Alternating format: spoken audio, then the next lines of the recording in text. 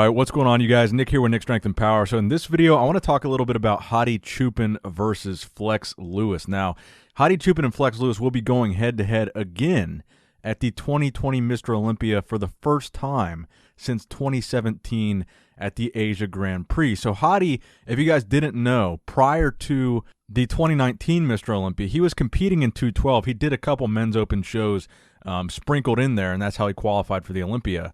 But Hadi was switching back and forth between men's open and 212 because he is a little bit shorter in stature, but he has the muscle mass to hang with the men's open guy. So this year in 2020, Flex Lewis will also be making the switch to men's open bodybuilding, which Hadi has already proven that he can do successfully. He placed top 3 coming into men's open bodybuilding, which is extremely impressive for someone that was primarily competing in 212. And we're assuming that Flex is likely going to be capable of doing the same thing, being a real threat in men's open bodybuilding just like Hadi was. And that's kind of why Flex Lewis switching to men's open is such an interesting transition, because we've already seen that it can be done successfully. William Bonac was also a 212 competitor prior to men's open, and he's been runner-up at the Olympia. He's won the Arnold Classic.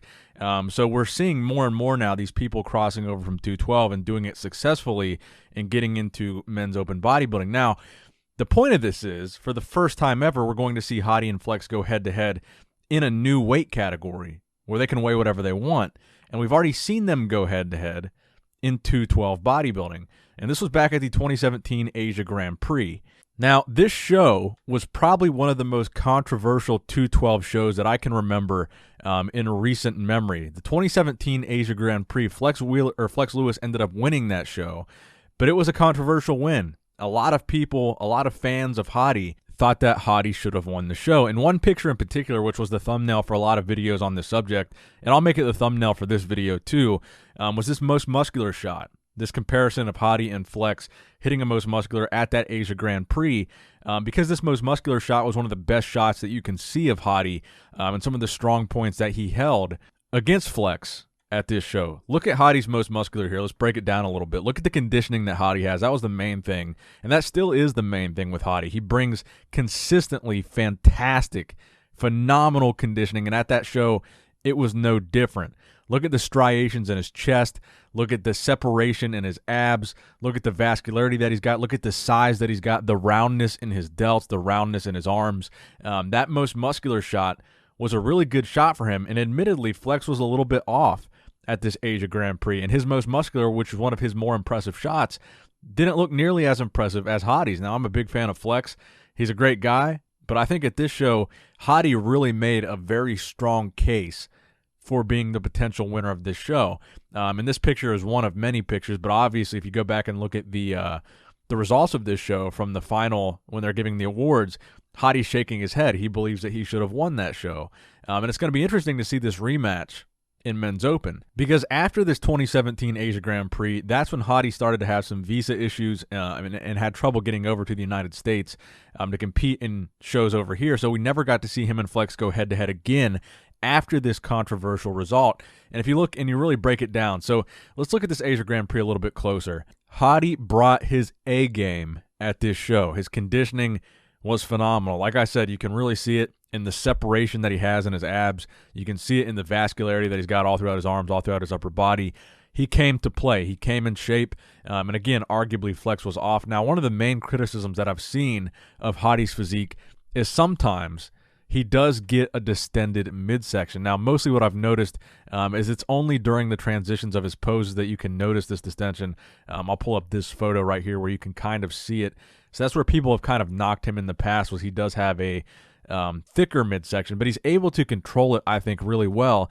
And the fact that his abs are so deep and separated, I think it makes it a lot less noticeable when his stomach is distended, because when he hits those poses and he gets into the pose and he crunches down on his abs, there's so much separation there, you can't really see the distension. And then also, you know, even in this shot that you're looking at here where his stomach is distended a little bit, look how big and how separated his legs are.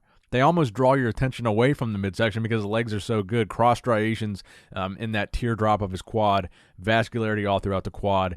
He's got insane quads, and I've said before, I've made the comparison that he's like a miniature Big Ramy, and I mean that from a height standpoint, from a muscle mass standpoint.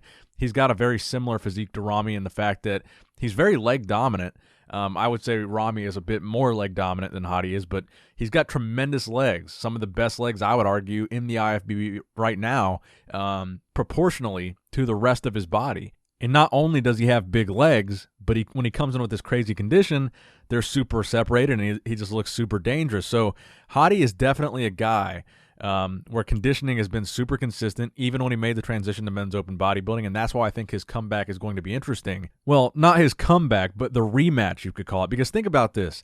Hadi has successfully made the transition from 212 to men's open. Flex has never done that before.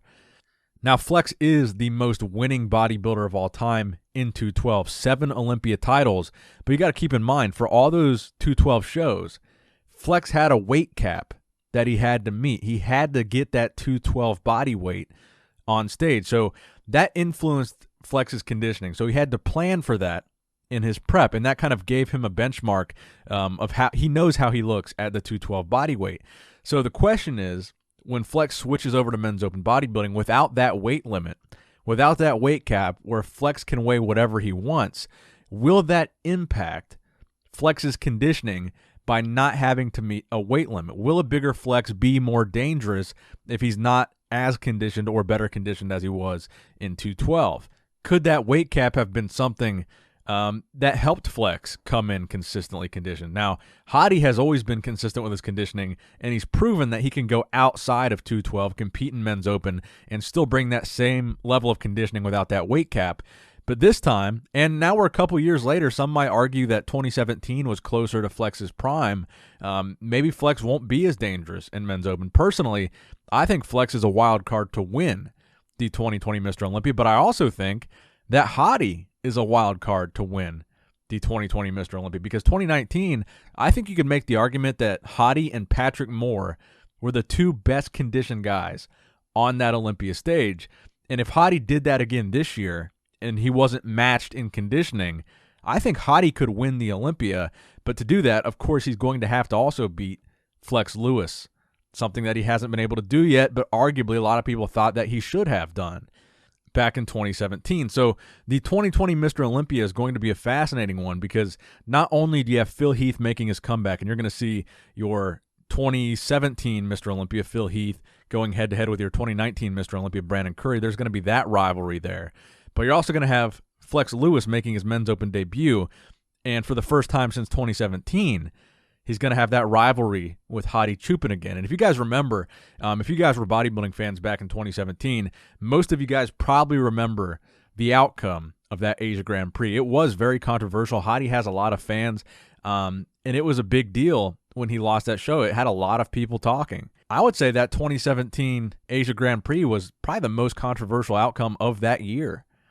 And for whatever reason, we never got to see that rematch again, but we're going to get to see it this year, and I think that is going to be an interesting one to watch, is how Flex and Hadi stack up in men's open and how that plays out between the two of them. Imagine if Hadi beats Flex at this Olympia.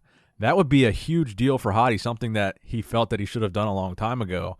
And I think that would really cement Hadi's legacy of what he's done. I mean, what he did in 2019 was nothing short of amazing, placing top 3 at his first Olympia ever. I think it was only his second or third men's open show when he did that Olympia. So Hadi, he's a real threat here. But let me know what you guys think in the comment section below about the outcome of the 2017 Asia Grand Prix and what you guys predict the outcome will be between Hadi and Flex at the 2020 Mr. Olympia. Who will place higher in men's open bodybuilding, Hadi Choopan or Flex Lewis? Let me know in the comment section below. Please give this video a thumbs up if you enjoyed it. Please subscribe to this channel if you have not subscribed yet already. As always, I love you guys. I appreciate you guys. Nick Strength and Power, signing out.